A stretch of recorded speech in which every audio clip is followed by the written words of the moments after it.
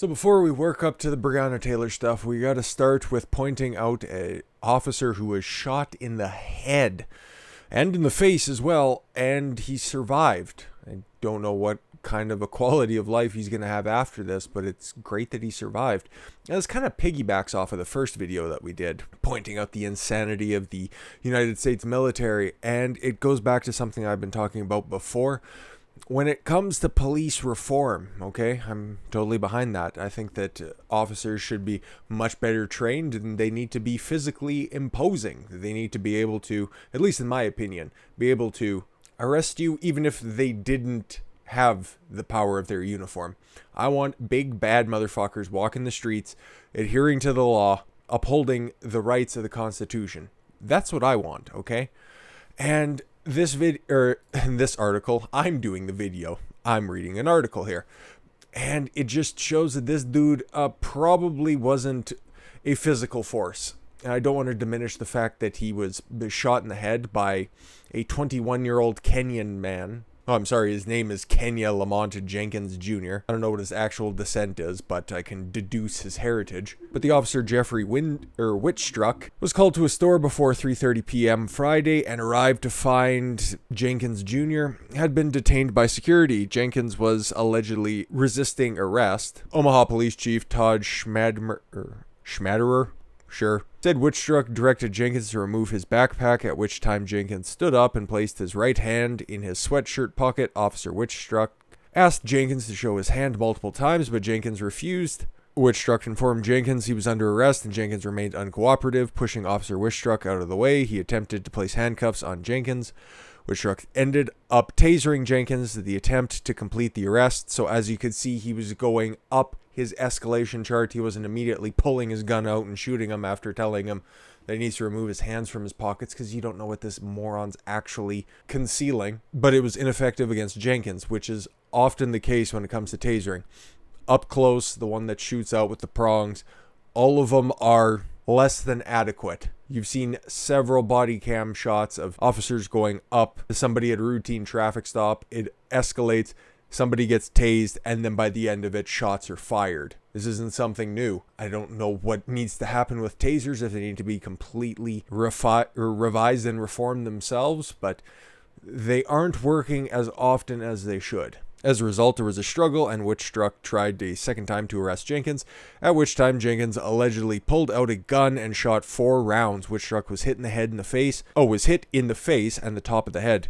CNN notes Jenkins then fled the scene but was arrested by Nebraska State Police. Thank God. And hopefully he gets charged with attempted murder and goes away for a long time, because fuck you if you're going to be trying to kill police officers. And I wish that this entire situation could have been de-escalated, okay? Obviously he was following proper procedure, tried the taser, that didn't work. This motherfucker wouldn't cooperate, so he didn't even end up pulling out his gun. He was trying everything he could possibly do, because even in Omaha, you know, if this dude, is anybody shocked? I just pulled up a different article, a link to it as well. But if he gets shot, it doesn't even matter for what, okay? It's going to be the exact same narrative for George Floyd. You remember when it first came out? Oh, he was just trying to use a counterfeit $20 bill. Why did he have to get his neck kneed on and died?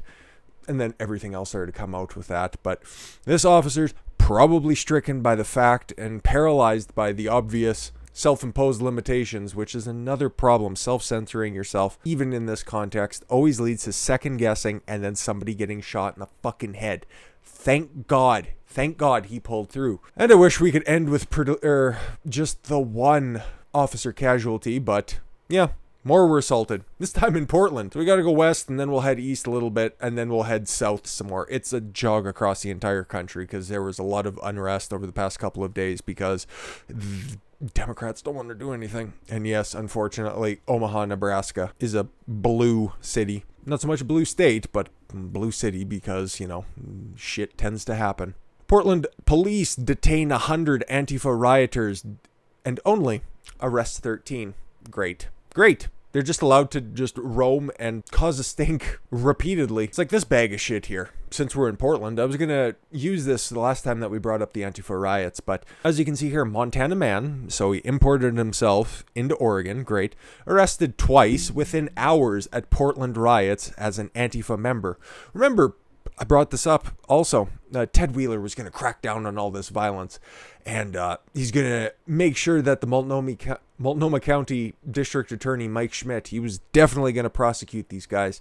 Wasn't going to do the whole catch and release thing because it's proved to not work. And yeah, this chinless slob who is a blight on society. Oh, but at least Antifa hasn't killed anybody. Yeah, some assholes are trying to make that fucking argument, if you could believe that. A man who was arrested twice during the riots on the same day in Portland is closely affiliated with Antifa. Well, it's been updated since the time. Yeah, it's like, how much closer does the affiliation need to be? I'm just going to go ahead and highlight that right there.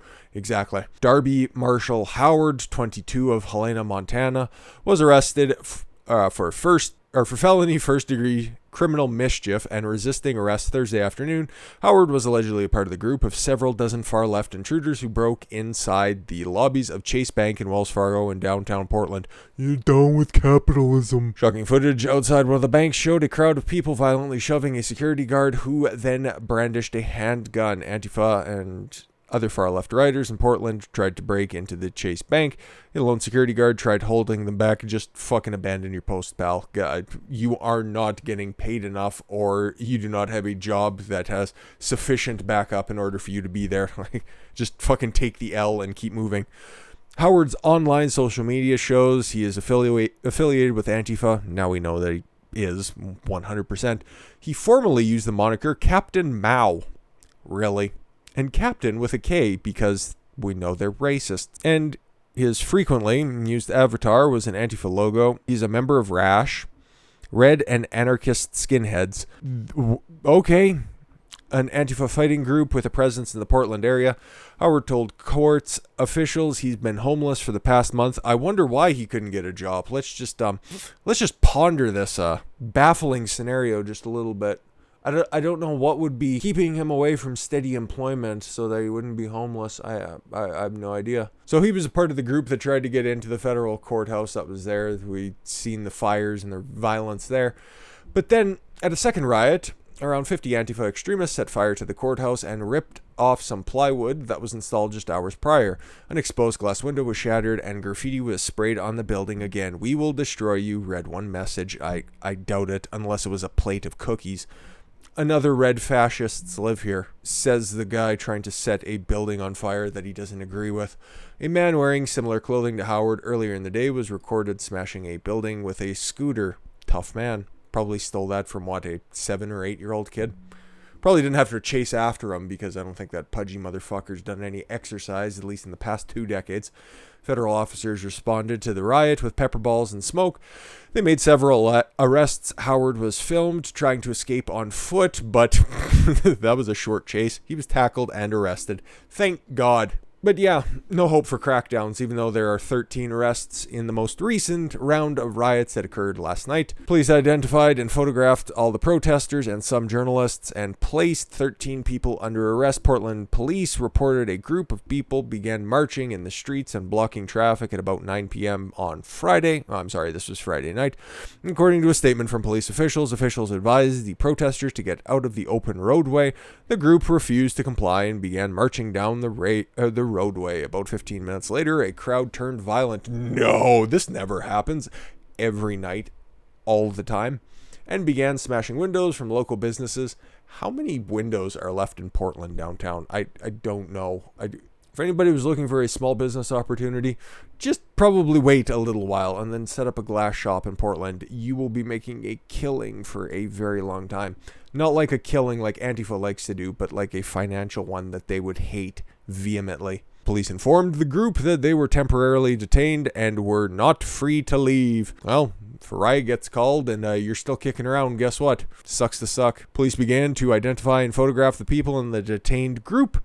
Journalist Suzette Smith tweeted a photo showing a police officer taking her picture after duct taping her name and date of birth on her chest. Aw, you love to see it. Police officers courteously escorted her about a block away where she could no longer report on the police or the rioters' activities. Yeah, because they were trying to clean up a situation and you don't need some asshole with a fucking iPhone pretending to be journalism. Fucking take your shit and fuck off. Try to find these motherfuckers who have the old trick of what? Oranges in a tube sock? Or what the fuck are we trying to do here? It looks lumpy, so perhaps this was one of the neckbeard's pleasure socks. Ain't that a visual that's going to be taking a long time to get out of your head? But yeah, we could continue on, but I'd imagine there's going to be more riots in the future because Portland gonna Portland. How about Chicago? Okay. Another city ran by a terrible Democrat mayor, Lori Lightfoot. 12 shot, 2 killed at a party in Mayor Lightfoot's Chicago because this happens all the time. This violence has become so normalized that nobody bothers to cover it anymore. 12 people were shot, 2 fatally, early Sunday morning at a party in Mayor Lightfoot's Chicago. ABC 7 reports the shooting occurred around 20 to 5 inside a building in the 6700 block of South Chicago Avenue, the dirty South. Although investigators were focused primarily on the inside of the building, ABC noted there appeared to be a pool of blood on the sidewalk near the door of the building. Yay. The Chicago Fire Department tweeted a photo of the front of the door of the building. The Chicago Tribune reports some 388 people have been shot in Chicago since January 1st. Way to ring in the new year. Through February 20. Oh my fuck. Not even taken either of the 2 weekends or full weeks that have been in March yet. Great. Through February 26th, and that a fatal and non-fatal shooting victims combined. Does that make it any less important? The Tribune notes that there are 81 fatalities during the same time period, and 20 people were shot last weekend in Mayor Lightfoot's Chicago alone. Fucking hell. You know, for all the talk to repeal Gavin Newsom or potentially impeach Andrew Cuomo, something should be done with Lightfoot because she's just allowing this to go on unchecked forever and not doing a goddamn thing about it other than making her own neighborhood safe. I wonder if she still has that police escort blocking off her neighborhood and people still vote Democrat. I don't know why. And finally, I said that we'd head south because we got to talk about Louisville, Kentucky. It is the 1-year anniversary, okay, of another flashpoint in the race war. The shooting of Breonna Taylor. I covered it when the trial was going on, or I guess not when the trial was going on, but when the Attorney General was making his decisions. There was a night of riots, but the Kentucky National Guard came in, squashed them, not a whole lot went on. 2 officers were shot then, but I didn't hear anything out of that, so I would suppose they did survive. And as far as I could tell, there was a blocking of a highway that needed to get cleaned up, but nothing really transpired there. So turn our focus once again to Seattle, Los Angeles, Portland, because what does everybody see as the common thread run between all 3 of those? I really don't know. They're all what? West Coast cities? What else seems to be the common thread through that? I don't know.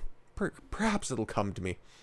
Protests marking the 1-year anniversary of the officer-involved shooting death of Breonna Taylor turned violent in 3 West Coast cities Saturday night. The incidents evolved into riots in Los Angeles, Portland, and Seattle. Marches in 3 West Coast cities became violent as protesters clashed with police and began destroying property, Fox News reported. Rioters threw rocks at police, vandalized police vehicles, and smashed windows in businesses. Because that's justice, I guess? I don't know. Videos posted on Twitter show the escalation of violence in those cities and the police attempts to contain the violence throughout Los Angeles, Seattle, Portland. That previous report also takes into account a lot of the stuff that happened in Portland. And why would you expect it to be contained in Portland? No. Jenny Durkin, mayor of Seattle, is just as incompetent. Remember, she thought the Chaz or Chop or Chumps would be just the complete and utter summer of love, and it would just disperse without any sexual assaults, rapes, murders, or assaults. Why would you think anything different? It's not like Seattle hasn't been a cesspool for the past 60, 70 years. Fucking birthed hippie culture and then stuck us with the heroin culture of Kurt Cobain and miserable music of Pearl Jam. But to mark the 1-year anniversary of Breonna Taylor, we have her former drug-dealing boyfriend launching a federal suit against the Louisville Police Department because them drugs ain't gonna sell themselves and he has to get compensated. Because his girlfriend, who was in on the gig, got shot, so he should be able to collect on that tragedy. Kenneth Walker, the former boyfriend of Breonna Taylor, is suing the Louisville Metro Police Department, accusing the department of excessive force and breaching his Fourth Amendment rights. This should end well. Remember, her family, Breonna Taylor's family, got a massive settlement from the Louisville City Council. Not as substantial as George Floyd, I guess. She should have hired a PR team. Her family should have. Would have got a much larger settlement than the $9 million, I think. It might tell us here. According to Walker's lawsuit, the raid which killed his former girlfriend violated his Fourth Amendment protections against unreasonable search and seizure. Well, the police officers had a no-knock warrant, so that's going to be tough to prove. He also alleges that an inadequate training and the practice of conducting a raid in the middle of the night created a heightened climate of danger. Well, it's also your response to that. If you would have complied with the officers, things wouldn't have got out of control. If you wouldn't have shot first, Barney Fife with the itchy trigger finger wouldn't have started to fire all willy-nilly into the apartment complex. That dude was an asshole. The massive settlement kind of tipped everybody off to that. But trying to sue her isn't going to bring anybody back to life. And your claims seem a little bit opaque and aren't really going to stand up to scrutiny. The lawsuit was filed in the Western District of Kentucky on Friday, one day before the one-year anniversary of the raid. Walker has also filed a state lawsuit over Taylor's death because somebody's got to pay up. Taylor was killed, yes, during a raid in the couple's Louisville apartment. In March of last year, the raid was launched after police suspected Walker of running a drug operation, yes he was, through the apartment, yes he was, with the consent of a former boyfriend and this guy, and they used to work at a other drug house, and packages from the former boyfriend used to come to Breonna Taylor's apartment, and she was around with the guns that Walker had, and she was very much involved. Long and short of it. Oh, but she was trying to better herself by going to nursing school, even though she got kicked out of being an EMT, or it's flip reverse. Whatever, she ain't no saint. Well, a no-knock warrant was originally issued for the raid. Police were later instructed to knock and announce their arrival prior to entering, so they got the no-knock warrant, but then they just thought it would be good procedure to knock and announce. And that was also confirmed by several of their neighbors who heard the police officers not only knock, but also announce who they were, so Walker, who was sleeping at the time, said he did not hear the police give a warning, and he woke up to the sound of the police bursting through the apartment door. Believing the raid was a home invasion, Walker shot at police officers and wounded one in the leg. Police returned fire, killing Breonna Taylor in the process. No, she was not asleep in her bed. Walker had also called police during the raid under the mistaken belief that he was the victim of a criminal home invasion. Somebody was trying to come and get their drugs back. Listen, stop trying to short Tyrone on his crack. Walker was originally charged with first-degree assault and attempted murder of the police officer, but the charges against him were dropped. Another telltale sign that there was something funny going on with that raid. A judge dismissed the charge with prejudice, meaning he cannot be charged again for the same crimes related to the incident. So yeah, I guess we'll see where that goes. I'd imagine somebody's just going to settle and he's going to get millions of dollars for not being a bullet sponge. Whatever, all of this stuff makes me physically ill because there's nothing that gets done about it, and the cycle of violence perpetuates, and then these assholes keep voting for the same type of institution that has caused them to find themselves in this situation. Ideally, they would stop dealing drugs and doing illegal shit that would involve the police department, but if we're not going to be holding anybody accountable, let's at least hold our elected officials accountable. Can we agree on that? I hope so. And with that said, guys, yeah, that's the end of the riot update. Hopefully we can put this on ice for a couple of days because this just makes my heart hurt. And after that, a recap from violence around the country, mostly just centered in the Soyist Alliance in the Pacific Northwest. I think we can all just let that little piece of property burn right to the ground because the rest of the people in Washington and Oregon want nothing to do with Seattle and Portland. With that said, guys, I thank you all very much for the gift of your time. I've been Don Consuelo. I want you to follow your gut and get after it. Take care, everyone.